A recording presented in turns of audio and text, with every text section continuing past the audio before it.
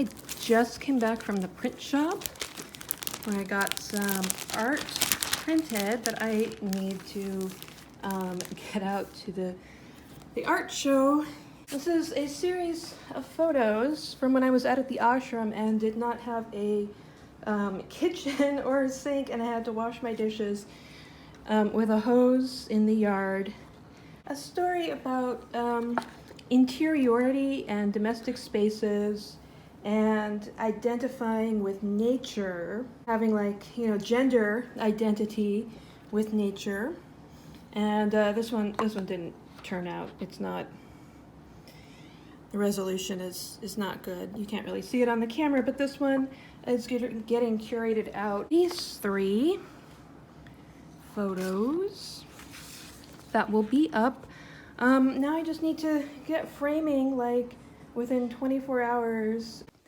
Hello YouTube, welcome. This is Kotandi, and I want to talk about queer art and this queer art show that my art is currently in. I did not get video of the opening reception, so I thought I would just introduce the art and talk a little bit about what is going on in it. In case any of you are interested, you can always go to my personal art portfolio website if you are interested in learning more, seeing more, and I will put that link in the description box. I originally submitted 6 images that I thought I would be hanging. Only 3 of them came out printed nicely. So I only put 3 of the original 6 in the show. You know, when you're working with digital art and you're working on a screen, things are just different when you get them actually physically printed. This collection, this project called Wilderness Domestics, is about the experience of queer identity in isolated rural wilderness spaces. A series of photos I took during my time when I was at that other ashram, and it was like the winter of 2020, 2021. I was so alone out there. If you scroll back through my videos, you'll see a lot of videos of me out there in this wilderness place alone on an old ranch, 100 acres in the middle of nowhere. Hey, so I just dropped off my art for the art show out here in Jackson in Amador County. Great people. I look forward to the opening night show, and it is beautiful. It's really beautiful out here in the Sierras, in gold country. We're very close to the place where gold was discovered in California, Sutter's Creek. Being in isolation like that, really living outside of society in that way, for me personally had a huge effect on my experience of gender.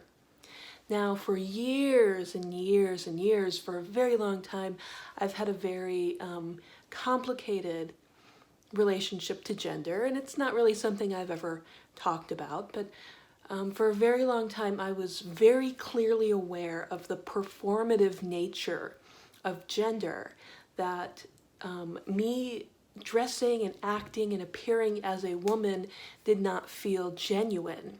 I felt like I was putting on a costume and putting on a theatrical show. But, you know, it worked for me, so I kept with it. After my partner died, my whole identity of myself changed dramatically, including my relationship to gender. Ultimately, the conclusion that I came to was that I no longer wanted to perform as a woman. I just kind of held on to that because I didn't really know what to do. What did that mean? I had no interest in getting any sort of physical medical surgery, none of that. Had no interest in that. I don't feel like my body is wrong. But I don't in any way identify with this sort of femininity and womanhood. Only a few years before I joined the ashram, my guru's ashram, Bhagawan Sri Nityananda Paramashivam, and he teaches that there are 11 genders. So in the Sangha, there's not a binary gender concept. There are 11 genders, and in the programs that are offered, there is a day, there's a section about healing your gender, and eventually take sannyas, take brahmacharya vows. And when that happened, when I took sannyas and took brahmacharya vows, my whole identity changed again. And it finally really felt like I was healing my gender. And I realized that there was absolutely no way for me to be able to interact with the world or live as a woman. That my sense of womanhood was so profoundly rotten to the core. There was no way to rebuild. There was no way to remake it. I was a monastic.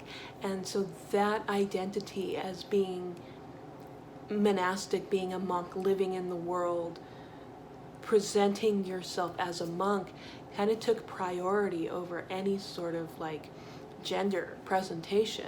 That really empowered me to create boundaries around myself and to take more control of how I presented to the world and how the world reacted to me. All of that changes, and I go to live at this other ashram out in the middle of nowhere. I mean, I just had no idea about the effects of isolation.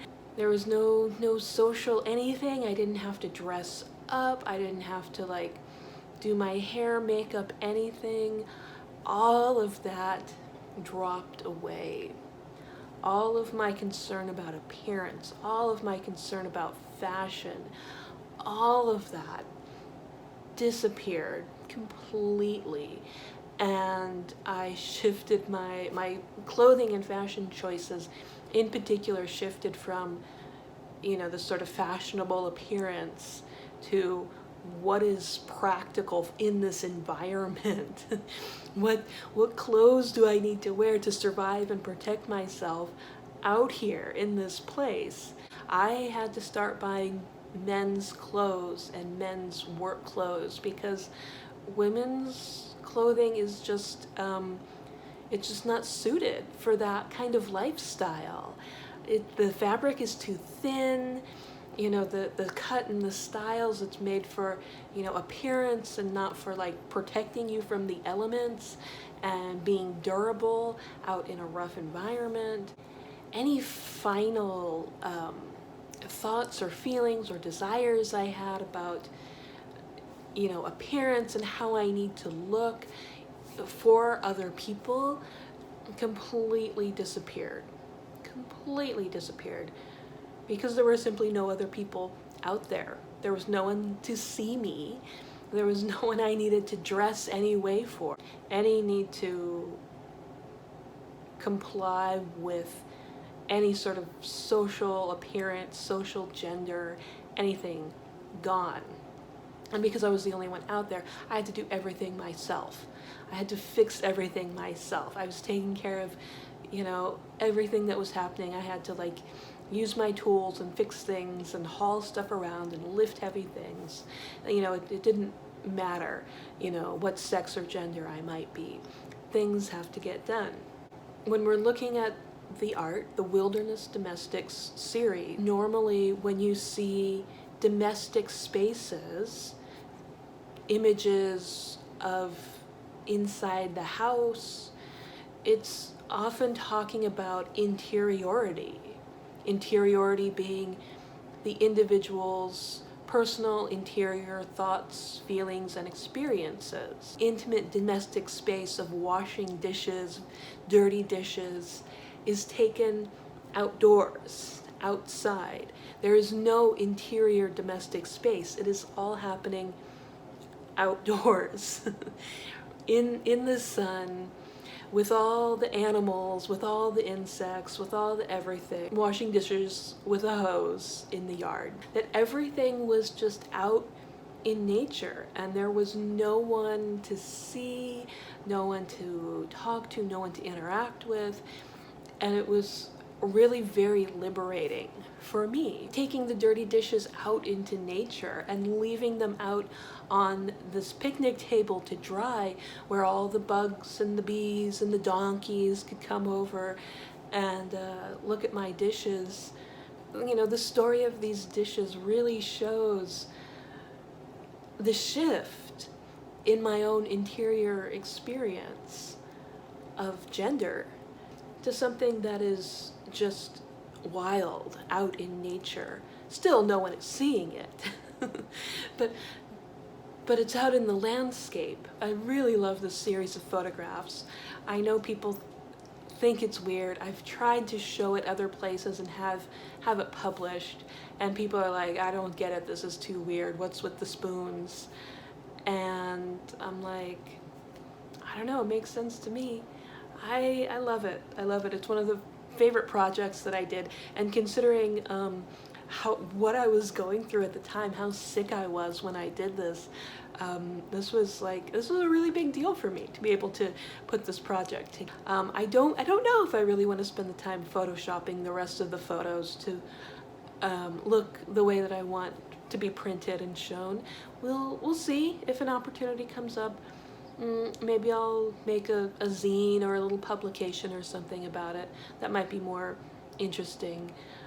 But that is the queer art, the queer gender expression in rural California.